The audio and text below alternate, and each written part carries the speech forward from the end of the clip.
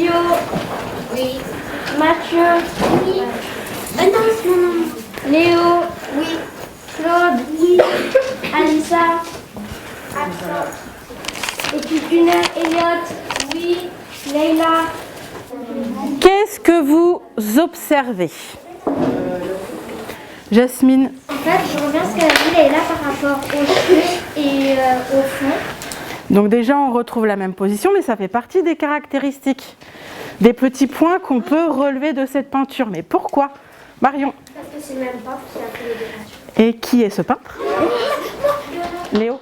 L'idée que je me fais d'une classe, c'est un environnement où les élèves puissent apprendre sereinement et en sécurité. Bah, là, c'est parce qu'elle est... Oui, premièrement, elle est peinte de côté. Qu'est-ce qu'on pourrait dire sur son regard, Leïla? Le projet sur lequel je travaille en ce moment en classe est né de mes rituels en histoire des arts que je fais 2 fois par semaine. Ce projet me permet de développer avec les élèves la compétence de l'expression orale chez chaque élève et je me suis rendu compte que c'était un bon moyen d'expression. Je pense que c'est... Dans la classe, les étapes de ce projet, la première étape, c'est d'abord une étape d'expression écrite où les élèves par deux découvrent une œuvre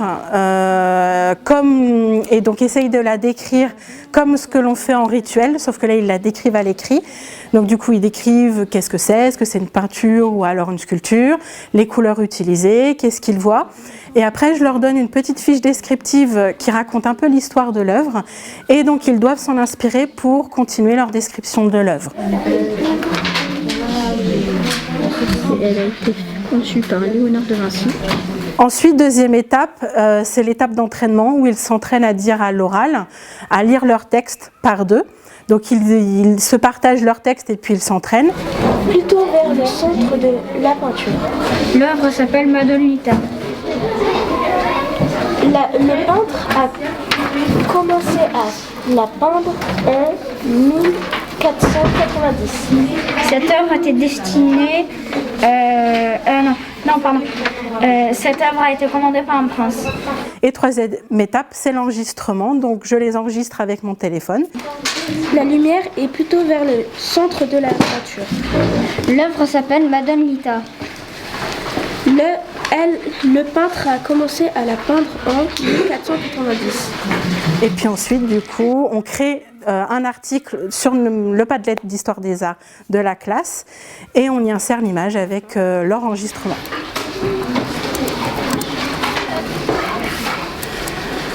Et du coup, après, j'aurai plus qu'à insérer l'audio de votre enregistrement. Et du coup, sur le Padlet, vous aurez l'œuvre et à côté, l'enregistrement que vous avez fait pour décrire cette œuvre-là. D'accord ?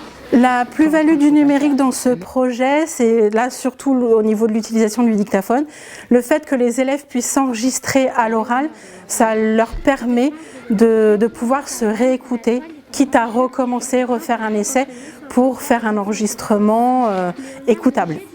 Alors effectivement, le fait de s'enregistrer et de mettre justement cet enregistrement sur le Padlet qui est accessible par tous les élèves et aussi les parents, ça représente aussi un enjeu de pouvoir être écouté et du coup je pense que ça accentue l'investissement de chaque élève. Réalisé de 1495 à 1498 pour le réfectoire du couvent dominicain de Santa Maria del Grazi à Milan. De la Buen Fasco qui consistait à appliquer directement les pigments sur l'enduit encore frais, ce qui assurait une excellente conservation à l'œuvre. Alors on va écouter. Pour moi, je me fais l'idée d'une enseignante et je pense l'être, plutôt une enseignante à l'écoute de ses élèves et surtout qui essaye de prendre en compte vraiment les besoins et les différences de chacun de ses élèves, même si parfois c'est très compliqué.